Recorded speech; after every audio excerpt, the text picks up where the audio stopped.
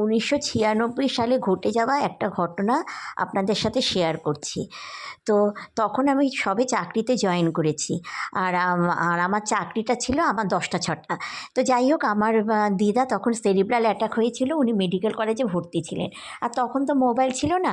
তো আমার মা আমাকে অফিসে ফোন করে বলল, দিদাকে অন্য একটা ওয়ার্ডে শিফট করা হয়েছে, অন্য বিল্ডিংয়ে।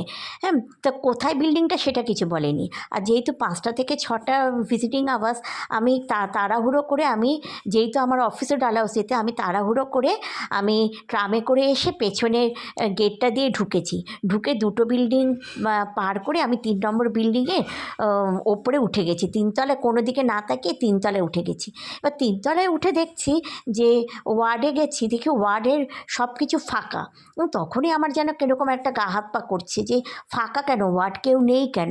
আর সিঁড়ি দিয়েও দেখছি কোনো লোক টোক নেই।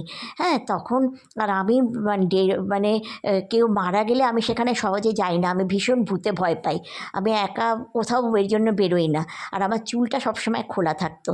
তো আমি তখন আমার দেখছি কি সারা শরীরটা আমার ভারী হয়ে গেল।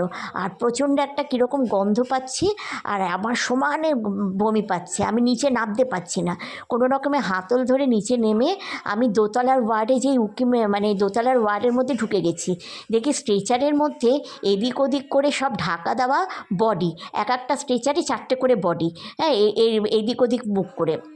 তো আমাকে দেখে একজন ভদ্রলোক এগিয়ে এসেছে। এগিয়ে এসে উনি বুঝতে পারলেন যে আমি প্রচণ্ড ভয় পেয়ে গেছি। তো উনি তখন আমাকে নিচে নামিয়ে আমাকে মাথায় একটু তেল দিয়ে দিলেন, আর আমাকে গরম চা খাওয়ালেন। হ্যাঁ, তো ওটা খাওয়ার পর আমাকে জিজ্ঞেস করছে, আপনি কোথায় যাবেন? তো আমি যেমন বললাম যে আমি এই বিল্ডিংটায় যেতাম। তো এই বিল্ডিংয়ে দিদা ভর্তি। তো বলছে এটা তো ফ্রন্টের দিকে, ফ্রন্টের গেট থেকে আসতে হয়। তো যাই হোক, আমাকে তখন বলছে, আপনি জানেন আপনি আজকে কোথায় এসেছেন? এই জায়গাটাতে আমাদের মর্গে নিয়ে যাওয়ার আগে বডিগুলো এখানে রাখা হয়। এখান থেকে কাউন্টিং করে সব কিছু করে তারপরে বডিগুলো মর্গে নিয়ে যাওয়া হয়। এই শুনে তো আমার অবস্থা আরও কাহিল। আমি তো সাংঘাতিক অবস্থা। তখন তো ট্যাক্সি বা উবের টুবেরও তো ছিল না।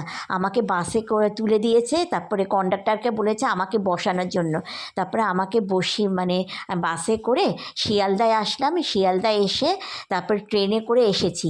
বাড়িতে এসে আমি কোনো কথা বলতে পারছি না, আমি ট্রমাটাইজড হয়ে গেছি। পরের দিন মঙ্গলবার ছিল, আমার মনে আছে। আমার শাশুড়ি আমার এই অবস্থা দেখে শাশুড়িকে বলেছি সব। আমার শাশুড়িও মেডিকেল লাইনেই ছিলেন। আমাকে তখন আমি অফিস 7 দিন যেতে পারিনি। আমাকে ঝাড়াতে নিয়ে গেল।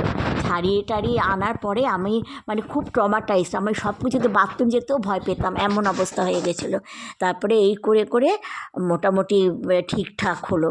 ঠিকঠাক হওয়াতে মানে মোটামুটি এখন আর মানে এখন সেরকম ভয় লাগে না। তবু এখন মোটামুটি ঠাকুমা মারা যাওয়ার সময় শ্মশানে গেছিলাম, আবার দাদু মারা যাওয়ার সময় শ্মশানে গেছিলাম। তবে আমার খুব একটা এখন ভয়টা এখন খুব একটা লাগে না। কিন্তু ওই সময়টা আমি খুব ভয় পেয়ে গেছিলাম।